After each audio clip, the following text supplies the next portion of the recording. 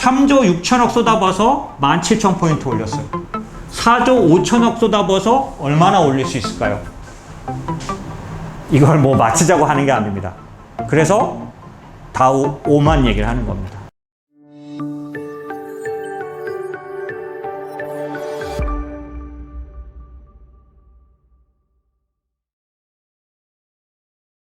자, 그래서 결론적으로 얼마나 어디까지 올라갈 수 있다고 보느냐라고 한다면 M2 증가율, 그러니까 M1은 찍어내는 돈이고 M2는 걔가 돌아다니는 양을 말하는데, 이 M2 증가율이 이번에 유례가 없는 M1 증가율, M2 증가율 보시면 이번에 코로나 때 미국은 사실상 여기 보시면 지금 그 연준의 총 자산이 7조 정도 와 있는데, 테이퍼링이라는 게 뭐냐면 돈을 찍어내는 거를 줄이는 거라 그랬죠. 국채 사주는 걸 줄이는 거니까 1년 동안, 앞으로 1년 동안 뒤에 금리를 인상하기 위해서 테이퍼링이 끝나게 된다면 앞으로 한 1조 2천억 정도는 더 찍어내게 돼 있어요.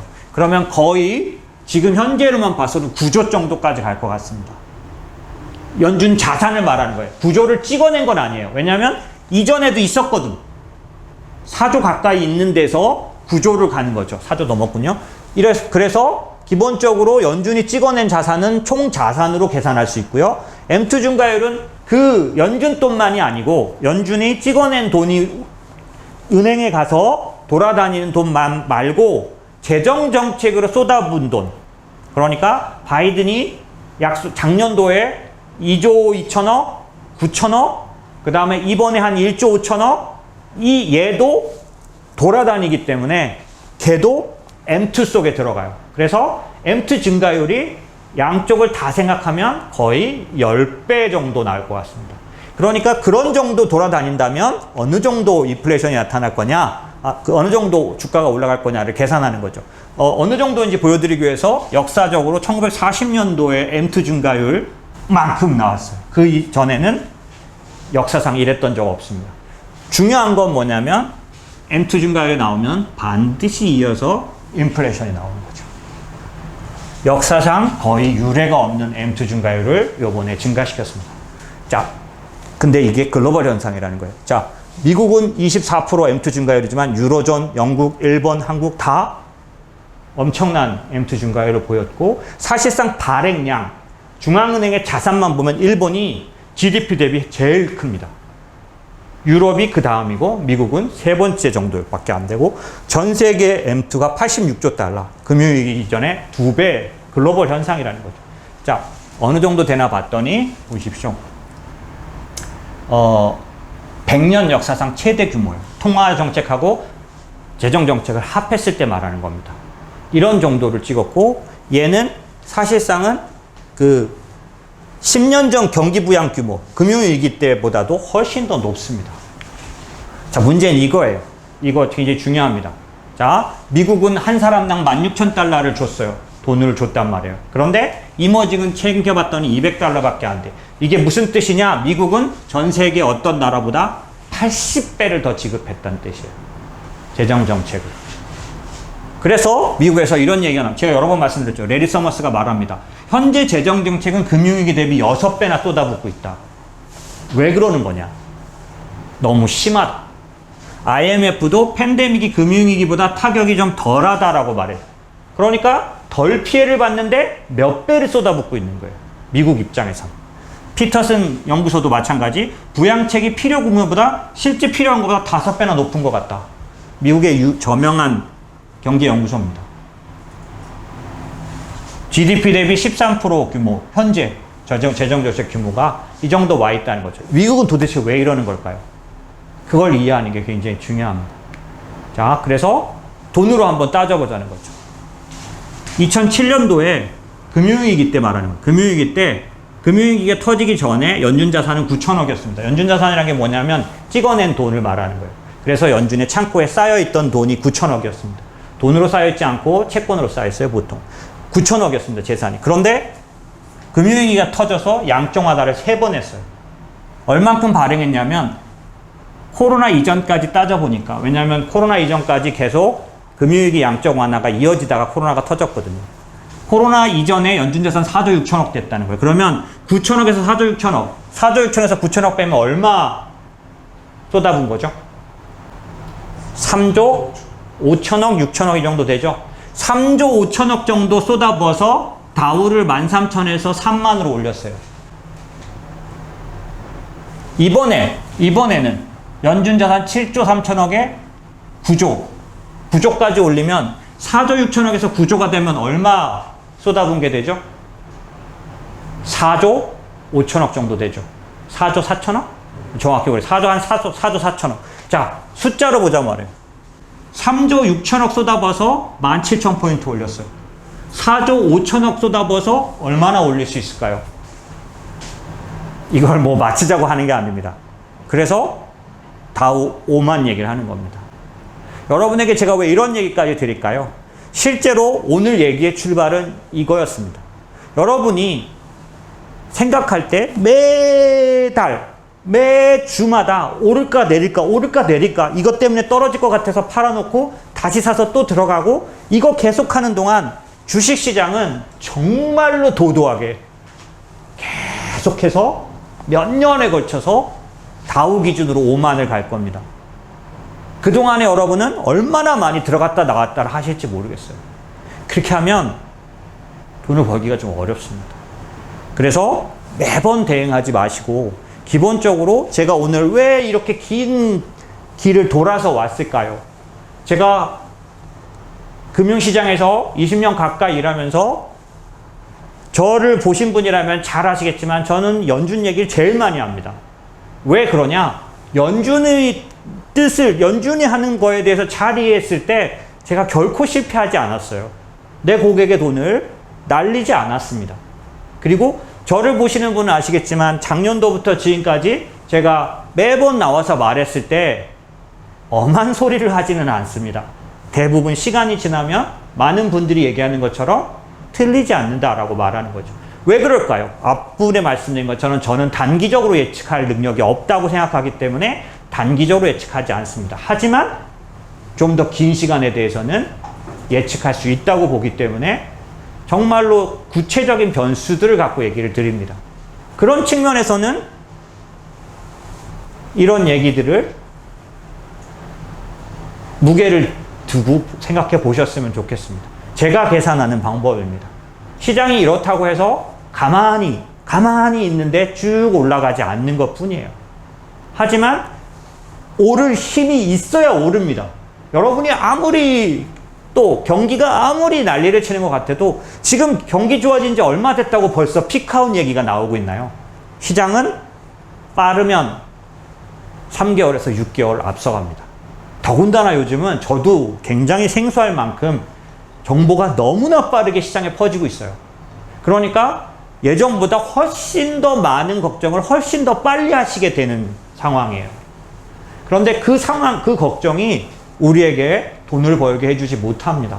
지금 말씀드리는 것처럼 시장은 앞으로 몇 년에 걸쳐서 상당히 올라갈 걸로 보여집니다.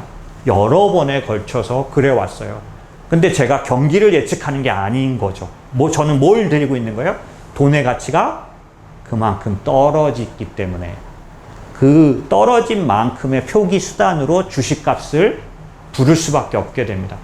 부동산이 말을 해주고 있다라고 제가 보여드린 거잖아요. 달러로 표기하는 모든 거의 값이 오릅니다. 그 중에 주식이 있는 거예요. 그 중에 우리는 주식시장을 운영하기 때문에 주식시장에 있기 때문에 주식 얘기를 드리는 거예요. 그렇기 때문에 기본적으로 관련된 증가가 일어날 수밖에 없다라는 거고요. 자, 이게 화폐적 현상이라는 걸 증명해 보겠습니다. 첫 번째, 오랜 동안 미국의 GDP는 특히 1990년도 이후는 1%대밖에는 성장을 잘 못합니다. 경기가 확장 국면에 들어갔을 때 2% 겨우 성장해요. 1%, 2%밖에 성장하지 못하는 이 상황에서 주가는 어떻게 그렇게 많이 올라왔을까? 여러분은 경기가 좋아야 오른다고 생각하잖아요. 그런데 GDP 상승률은 요거밖에 안 되는데 어떻게 그 다우의 엄청난 몇 년간의 상승이 나왔을까요? 두 번째, 말씀드린 것처럼 경기가 좋아져서 금리를 아무리 올려도 직전번보다 못 올립니다. 무슨 얘기일까요? 경기가 좋아졌는데도 직전번보다는 세게 좋아지지 못하고 있어요. 왜 그럴까요? 제가 말씀드렸잖아요. 화폐적 현상. 돈을 너무 많이 발행했기 때문에 이제 돈의 힘이, 응축의 힘이 없습니다. 구매력이 너무너무 떨어진 거죠. 이제는 어려움이 있습니다. 자, 이 시간이 없어가지고 뒷부분을 설명을 잘 못 드리게 될 것 같은데, 달러의 역사와 함께 기억해야 할 단어가 하나 더 있습니다. 트리핀 딜레마라는 거예요. 트리핀 딜레마는 뭐냐면 미국의 트리핀 교수가 내놓은 건데, 달러가 기축통화이기 때문에 가진 딜레마가 있다는 겁니다. 달러가 너무 강해지면 기축통화로서 위치를 잃어버립니다. 또 너무 약해지면 미국의 무역 적자가 너무 심각해집니다. 요거 간단하게 요 정도지만 사실 오늘 제가 말씀드린 건 수년 동안 미국이 기축통화를 유지하느냐고 여러 가지 작전을 폈기 때문에 지금 어떤 현상이 왔냐면 미국의 빈부격차가 너무 심각하게 벌어져 버렸어요. 아까 제가 말씀드린 것처럼 미국의 돈 가치가 너무 떨어졌기 때문에 노동 수입, 노동 소득으로는 이제 견딜 수 없는 상태까지 떨어져 버린 겁니다. 그래서 달러가, 이거 뭔지 아시나요? 국회의사당 점령당했던 겁니다. 역사상 이런 일은 없는 거죠. 미국은 치욕입니다. 이런 일들이 그냥 우리 막 코로나 때문에 정신없을 때 있었어요. 네, 있었어요. 공산주의도 이 엄청난 빈부격차 못 살겠다 바꿔보자 이때 나왔던 겁니다. 저 공산주의자 아닙니다. 네, 이랬다는 겁니다. 지금 말씀드린 것처럼 이 달러의 오랜 동안의 부작용이 어떤 걸 만들어냈냐, 점점점 컨저버티브하거나 점점점 레스 컨저버티브하는 거. 점점점 공화당은 보수적으로, 점점점 민주당은 뭐 진보적으로 변합니다. 이게 정말 끝에 와 있어. 그래서 정말 민주당은 과거 어느 때보다 오해하지 마시고 좌파적입니다. 네, 확실하게 민주당입니다. 지금 그 민주당의 바이든이 미국을 움직여가고 있기 때문에 우리가 앞으로 미국 시장을 예상할 때 이 오래된 달러 기축통화의 부작용을 이해하고 있어야 다음을 이해할 수 있습니다. 피케티라는 사람이 내놓은 불평등 관련된, 이건 내용은 이거예요. 자본 수익률은 절대로 일반적인 경제 성장률보다 높기 때문에 자본 수익률에 의해서 빈부격차는 벌어지게 돼 있다라는 거고요. 소득 불평등 추이 그래프가 지금 점점점 더 왜 높아지느냐? 물가 가치가, 화폐 가치가 너무나 떨어지면서 기본적으로 노동소득, 그 다음에 경제 성장률로는 이 화폐 가치 떨어지는 인플레이션을 쫓아가지 못하는 거죠. 자본소득만이, 아까 제가 말씀드렸잖아요. 자본소득은 그럼 왜 빵빵해요? 자본소득이 뭔데? 화폐 가치 떨어진 만큼 값이 올라가잖아요. 주가로 보시면 돼요, 주가. 자, 그래서 이런 일이 생기는 거잖아요. 이런 일. 자, 코로나 때 상위 10명 자산은 600조, 억만장자는 600조가 늘었어요. 이 사람들의 자산은 그냥 코로나 동안에만 595조가 늘어난, 앉은 자리에서 그냥 올랐다는 거예요. 이 일이 왜 생기냐는 거죠. 자본 수익률을 감출 수가 없어요. 피할 수가 없어요. 이게 왜 그러냐는 거죠. 말씀드린 것처럼 코로나 때 어떤 일이 있었어요? 역사상 최대로 찍어냈어요. 제일 많이 찍어냈기 때문에 제일 많이 가치가 하락했고 그만큼 물가는 반영됐다라고 봐야겠죠.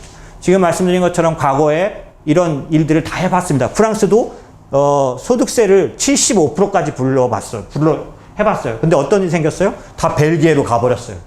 그래서 국부가 유출돼서 이 방법은 안 되는구나 결정했습니다.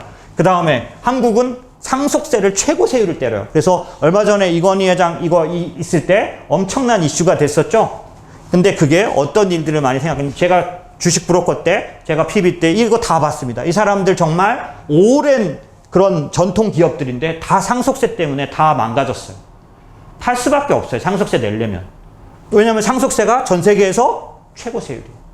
이게 다 뭐예요? 빈부격차를 없애겠다는 좋은 뜻으로 한 겁니다. 그런데 상황은 이렇게밖에 안 돼요. 그래서 저는 확실하게 보이는 게 있습니다. 지금 바이든 정부는 부의 재분배 할 것 같습니다. 그게 중요한 목적에 들어가는 것 같습니다. 그래서 이런 일들도 하는 거죠. 리나 칸, 오늘 발표 났죠? 독점에 관련된 통과했어요. 그쵸? 너무 두렵다 그럴 필요는 없으세요. 하지만 제가 말씀드리고 뭐냐면 리나칸 이 사람은 학생 때 그 아마존의 독점에 대해서 논문 냈던 사람이에요. 그쵸? 그런 사람이니까 어떻겠어요? 치열하게 싸울 겁니다. 예. 하지만 그렇게 걱정할 건 아니지만 제가 말씀드린 건 지금 정부는 그래서 증세에 관련돼서 기본적으로 재정 지출을 위한 그런 재정 부양을 위한 돈만 만들려고 하는 게 아니라 부의 재분배를 하려고 하는 것 같습니다. 근데 그 방법이 아까 프랑스나 한국에서 했던 그런 방법이 아니라 아주 고소득층에게 돈을 받아서 빈부격차를 없애려고 하고 그 다음에 중산층을 직업을 갖게 해서 살리려는 그래서 이쪽은 확실하게 어떤 쪽에 대해 이 지금 정부는 어떤 거에 뜻을 갖고 있냐면 양극화를 그거를 개선하고 소득 분배를 개선하기 위해서 어떤 걸 내놓고 있냐면 기본적으로 인프라에 굉장히 큰 뜻을 두고 있습니다. 인프라 투자를 통해서 중산층의 일자리와 소득을 보존해 주고 싶어 하고요. 리쇼어링이라는 거 아까 제가 오늘 시간이 없어서 자세히 말씀드렸지만 달러가 오랫동안 기축통화의 위치를 가져오면서 어떤 부작용이 생겼냐면 미국의 제조업이 10% 이하까지 내려가 버렸어요. 그래서 이번에 갑자기 중국이 압도적으로 성장한 거를 미국이 느낀 순간 반도체를 딱 살펴봤더니 반도체를 중국이 장악한 것처럼 보이는 거예요. 딱 보니까 미국에는 제조업이 없어져 버리고 그 결과가 뭐예요? 미국의 중산층이 몰락한 겁니다. 그래서 바이든은 인프라 정책과 함께 리쇼어링은 무조건 합니다. 그래서 미국 내에 글로벌 밸류 체인을 미국 내에다 다 만들겠다. 이것도 이 정부의 중요한 뜻이 되는 이유는 지금 이쪽이 민주당 정부의 더군다나 아시다시피 옐런은 노동경제학자예요. 기본적으로 이 그림으로 봤을 때 향후에 우리가 시장을 볼 때 볼 수 있는 부분은 뭐냐면 기본적으로 큰 정부의 정책을 쓸 거다. 큰 정부는 중산층 소득, 그 다음에 일자리, 이거는 1940년대, 그 다음에 60년대에 있었던 그런 정책이 충분히 나타날 수 있다. 그러면 이런 유형 투자는 캐펙스 투자를 동반하기 때문에 기본적으로 과거 어느 때보다 그 경기 민감 관련된 그런 업종이 좋아질 수 있는 상황을 만들 수 있는 데입니다. 인프라 관련해서도 뜻을 갖고 있는 데고. 자, 그래서 이제 끝내야겠습니다. 그래서 알 수 있는 것들, 뭐냐면, 투자를 할 때 국가를 선택하는 거 잘 하셔야 되는데, 특별히 미국 중심이 제일 안전해 보인다. 라는 거고, 두 번째는 이런 어떤 선택이 10년 정도 가게 되면 9배나 차이를 만들어낸다. 라는 겁니다. 실제로 어느 나라 인덱스를 선택했냐에 따라서 엄청난 차이를 가져온다라는 거고요. 또 하나는 뭐냐면 시간이 없어서 잘 못 말씀드리는데 여러분의 자금 중에서 지금 제가 오늘 말씀드릴 때 당장 눈앞에 있는 걱정 때문에 주식을 팔고 나와서 기본적으로 조정을 하면 들어가겠다라고 하는 이런 어떤 대응들은 더 높은 수익률을 추구하는 대응들은 얼마든지 좋으신데 그 대응을 조금 더 길게 하시게 되면 장기적인 자금들은 결과를 못 내게 됩니다. 어떤 것 때문에? 이건 이제 제가 설명하는 게 좋을 것 같아요. 이게 뭐냐면 변동성. 무슨 얘기냐면 한 해는 20% 내고 한 해는 0% 내고 한 번은 30% 내고 한 번은 마이너스 10% 내고 이런 식으로 마이너스 40% 내고 마이너스 20% 내고 이렇게 하면은 이 4개가 전부 평균 수익률은 10%예요. 1년으로 봤을 때. 다 평균 수익률은 10%인데 결과는 어떠냐? 처참합니다. 복리는 10년에 40년에 걸쳐서 복리는 다 똑같은 결과를 가져오지 않아요. 10%짜리 복리 커브와 5%짜리 복리 커브는 다릅니다. 특별히 시간이 많이 가면 굉장히 차이가 많이 나요. 40년쯤 되면은 10%로 복리로 가면은 22억이 되는데 5%로 복리로 가면 3억 5천밖에 안 돼요. 쇼킹하지 않으신가요? 5% 차이 갖고 하나도 5%도 높지도 않죠. 아니, 낮지도 않죠. 하지만 10%로 가느냐 5%가 가느냐가 40년이 지나고 나면 19억 차이 납니다. 하나는 3억 5천밖에 안 돼요. 정말 쇼킹한 사실이죠. 이게 무슨 얘기냐면 장기적으로 여러분의 자금 중에 은퇴 자금, 연금 이런 것들은 복리 커브가 반드시 필요하지만 복리 커브에서 필수적으로 너무 낮은 수익률 복리는 효과가 너무 낮습니다. 그렇기 때문에 지금 제가 이 얘기를 왜 할까요? 여러분들의 지금 기회에서 이렇게 했다, 성공했다, 실패했다 하는 자금은 하셔도 좋아요. 단기 자금은. 하지만 장기적인 자금은 그렇게 하면 많이 수익을 낸 것 같은데도 마지막에 보면 번 게 없습니다. 장기적으로 결과가 여기에 수렴하게 돼 있어요. 그러니까 어떻게 해야 될까요? 아까 나심 탈레브처럼 바벨을 가져가야 됩니다. 여러분의 자금 중에 일정 부분은 장기적으로 안정적으로 수익을 내되 1, 2%, 3, 4%가 아니라 조금 더 높은 연수익률 한 10% 이상을 목표로 한 자금을 운영하시고, 그거는 여러분처럼 넣었다 뺐다 해서는 안 되는 겁니다. 변동성이 낮아지도록 하셔야 되고요.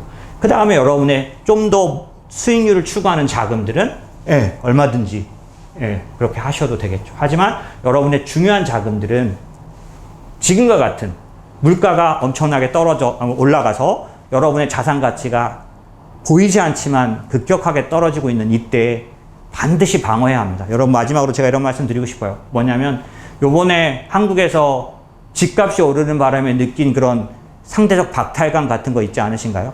저 사람은 집이 있기 때문에 그냥 바로 10억이 됐고, 나는 집이 없기 때문에 1억, 2억 내지는 젊은 사람들은 그냥 꿈도 못 꾸게 돼버렸잖아요. 그죠? 근데 이 상황이 잘 생각해 보시면 지금부터 2년 동안 주가가 올라가는 동안 쫓아가지 못하면 주식이든 집이든 없는 사람과 있는 사람의 차이가 된다는 걸 제가 오늘 말씀드린 거예요. 그런데 있는데 자꾸 움직여가지고 쌓이지 못하게 하는 일은 하지 말자.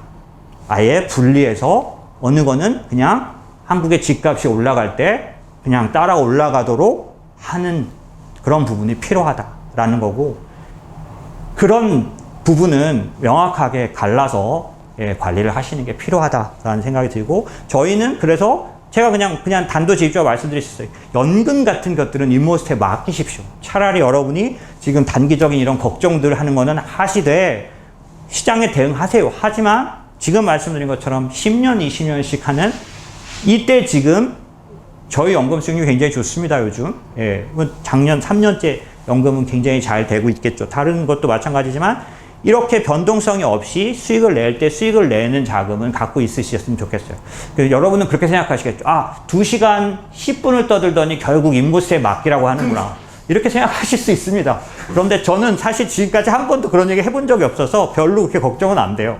지금 말씀드린 것처럼 기본적으로 다우가 5만까지 갈 수 있다라고 제가 말한 거를 너무 그 얘기를 하려는 게 아니라, 말씀드린 것처럼 시장은 정말 상당히 많이 갈 수 있을 것 같습니다. 그때 여러분들은 어떤 걸 얻을 수 있을까요? 라고 말씀드리고 싶고, 오늘 말씀드린 대로 돈을 좀 나눠서 관리하셨으면 좋겠고, 그 다음에 당장의 것들에 너무 움직이시기보다는 정말 장기적인 상승들이 일어날 때라면 이때는 좀 돈을 버시는 게 좀 있으셨으면 좋겠습니다. 그래서 오늘 좀 시간도 초과했지만은 사실 좀 제가 말씀드리고 싶은 건 잘 전달이 됐는지 모르겠어요. 어쨌든 그 달러라는 어떤 그런 기축통화 현상을 이해를 하셔야, 그리고 그게 그냥 거창하게 그냥 그런 부분이 아니라 정말로 많이 찍으면 물가가 엄청나게 오르기 때문에 주식값이 오른다는 사실을 이해하셨으면 그걸 변수로 해서 시장을 좀 보시면 될 것 같습니다. 자, 고생 많으셨고요. 질문은 당연히 좀 받을 수가 없으니까, 그쵸? 너무 늦어서 남겨주시거나 하시면은 말씀을 그렇게 해야 되겠죠? 그래서 질문 남겨주시면 답을 달아드리고 이렇게 하겠습니다. 자기 혼자 떠들고 북치고 장구치고 해서 죄송합니다. 지금 올해 시간 좀 많이 지났는데 도움이 되시라고 말씀을 드렸는데 혹시라도 좀 잘 이해가 안 되시면 한 번 더 보시고 이렇게 하시면 그래도 무슨 뜻인지 이해하시면 제가 무슨 말 하려고 했는지 아실 것 같습니다. 고생 많으셨고요. 저희 회사 세미나만 들어오시는 분이라면 다음 달에 뵙겠습니다. 고생 많으셨습니다. 수고하셨습니다.